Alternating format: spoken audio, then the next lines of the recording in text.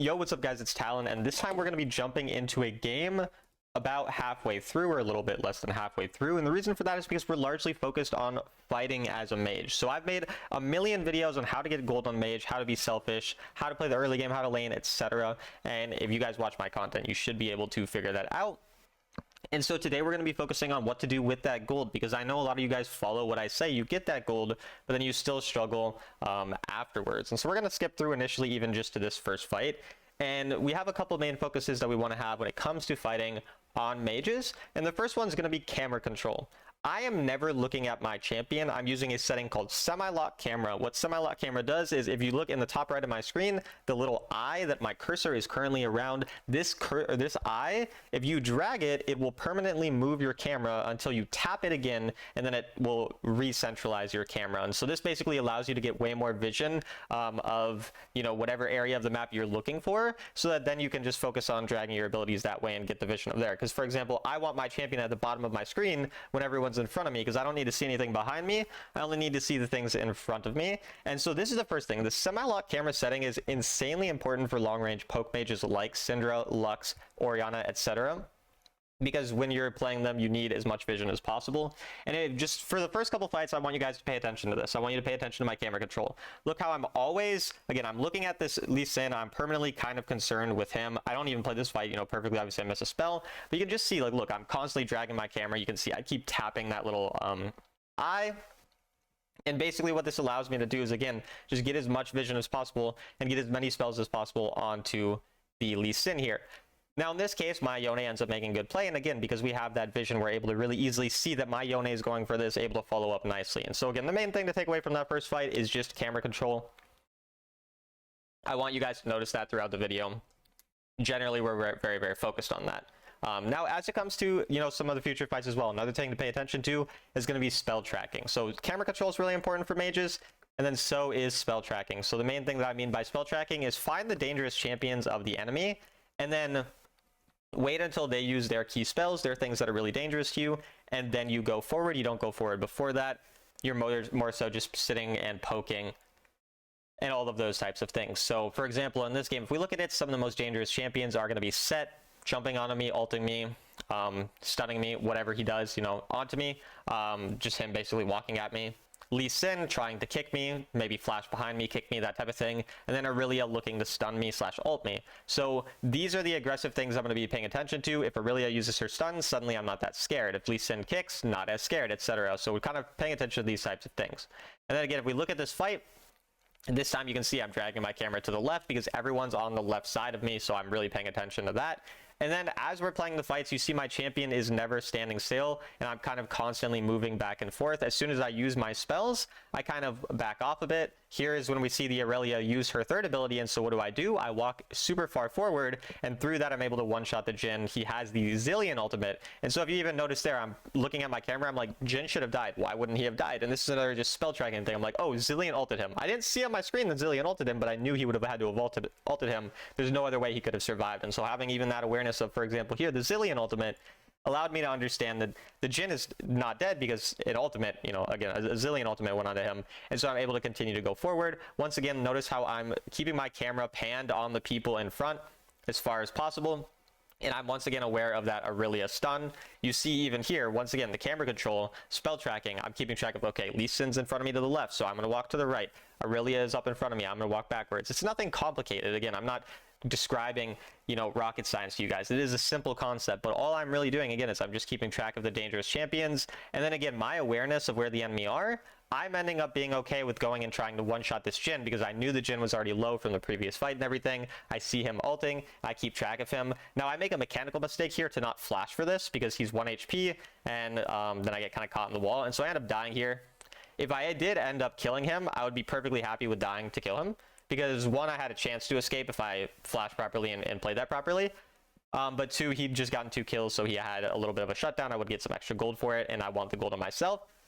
So in terms of that fight, again, the main things you can kind of see is the spell tracking, keeping track of that Zilean ult, keeping track of the different, you know, more dangerous champions like Lee Sin and Aurelia that can get on me, and making sure that I position as far away from them as possible. I only walk up to get my spells off, and then I walk back until my spells come back up. It's kind of a cycle of, again, trading with your spells, walking back while the enemy uses theirs, waiting for those to be on cooldown, and then playing around that. So camera control, spell tracking, those are kind of the main things you can see so far are making me able to do pretty well in these fights. And again, it's a hard game. We're actually losing this game. We're not doing super well. Once again, paying attention to these fights. Next real important thing I want to talk about, apart from those two things, is in fights is positioning and using especially walls as a really good positioning tool to basically separate yourself from the enemy. So here, for example, all of the enemy are all coming in through one choke point, as I can see, all right where the Aurelia and Jhin are. It's very easy for me to set up some type of play here. But instead of walking straight forward and putting myself in their line of sight and potential, for example, Jhin bounce range or something like that, I go over the wall here, at least I think I do.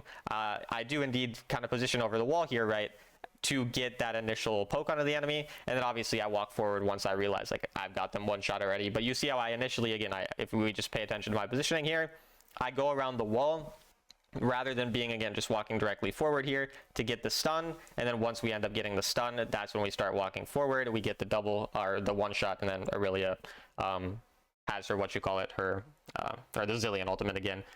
And we're able to once again win this fight quite nicely. Unfortunately, you know, Set is taking our inhib and has 11,000 gold in 11 minutes, so he's kind of popping off, and that's why this game is so hard. But again, positioning over walls is very frequently going to be a really important skill to have to make sure the enemy can't hit splash damage on you, easily, you know, walk onto you. They have to, for example, use a dash or a jump or something over a wall if they want to get to you. If they don't have those spells, then they can't get to you, that type of thing. So camera control, positioning over walls, and using terrain to your advantage, and again, spell tracking.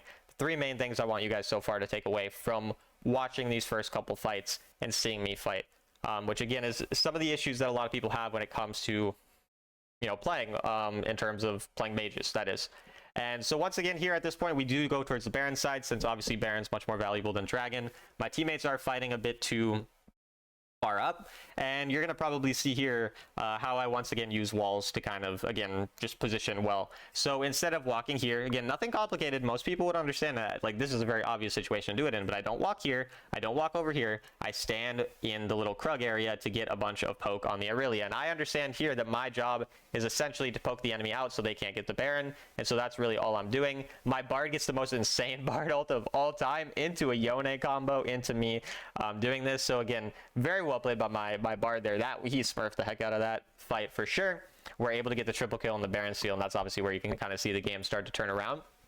But once again, a lot of that is due to my positioning. A lot of it's due to the Bard, to be clear. Bard smurfed that, but due to my positioning over the wall, getting that initial poke onto the Aurelia, she's much lower, which means then we can kill her later on. Like, that's one of the reasons we were able to one-shot her later, is because of that little positioning over the wall. And then obviously using the wall, you know, for the Baron steal, that's a very obvious one, right? A lot of times if the Baron spawns on the side that it's on for me this game, and the enemy are ahead, it's very common as a mage that you're going to find some type of steal on those types of Barons. So always making sure when you're behind that you're kind of hovering that area, making sure you have vision of it, so if the enemy do the Baron, you can get those types of picks over the wall. Because even without the Bard, I would have had a decent chance of stealing it and stalling and one-shotting the enemy, which is a very common way that I'm able to win games that are otherwise losing on mages.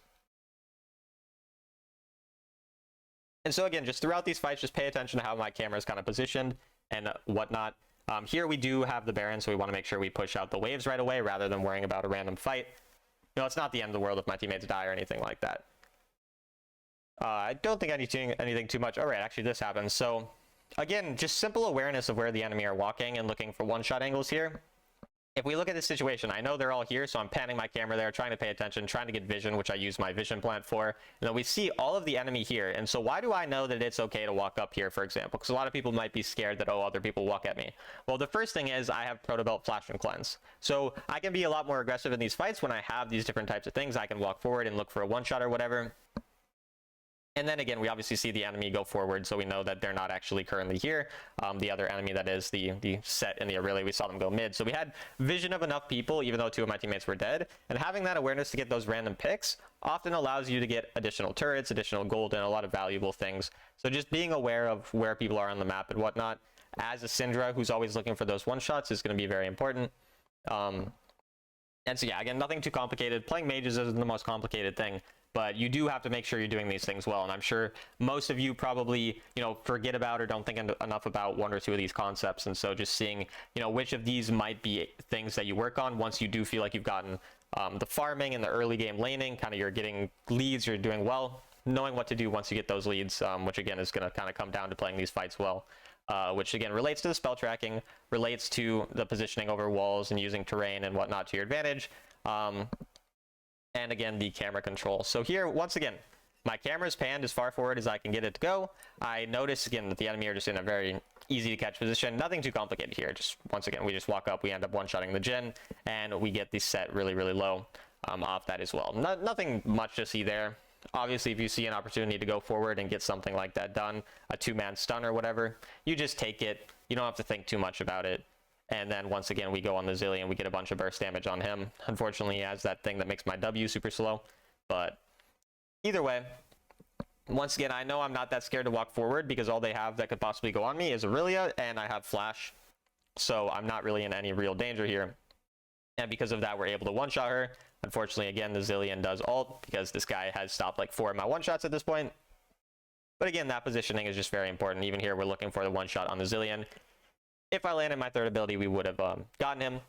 But yeah, just really those concepts that you can see in the fights is all that I'm mostly employing in order to play these fights well. And then constantly moving back and forth as well.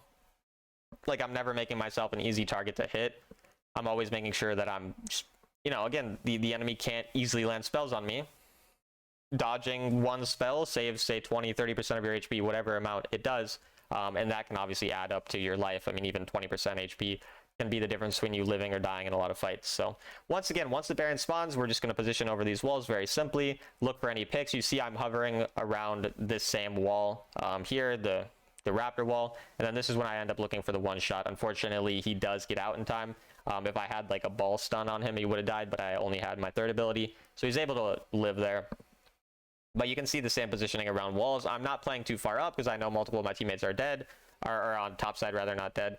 And so we're just hovering the Baron, making sure the enemy can't get it, constantly zoning it. That way, if they do start it, there's not much that they can really do because a Syndra will just one-shot them, which is pretty much the idea. In a majority of these games, I'm literally just hovering here. I'm waiting for someone to show up. Here, in this case, the set shows up, so we get a lot of damage on him. But this is what I want to talk about, too. So all the things we talked about before, you guys have kind of gotten. I've talked about it for 10 straight minutes. The thing that I want you guys to notice here is how I position once I use my spells. So here initially, the set walks forward, the aggressive champions walk forward. I use my spells on them, like literally just use my entire combo. And then what do? I don't walk at them. Obviously, it's pretty straightforward. But I'm repositioning now in the fight, waiting for all my spells. So I'm just pretty much waiting for the fight to develop. Again, I'm going over the wall. You can see me position, once again, you see over the wall. Rather than going super far forward here, I know there's no reason for me to not just position over the wall. It's a lot safer. I don't have my spells up or they're just coming up, so I might as well use that time. And then through that, again, we're able to get a bunch of poke on the set and we're able to one-shot him.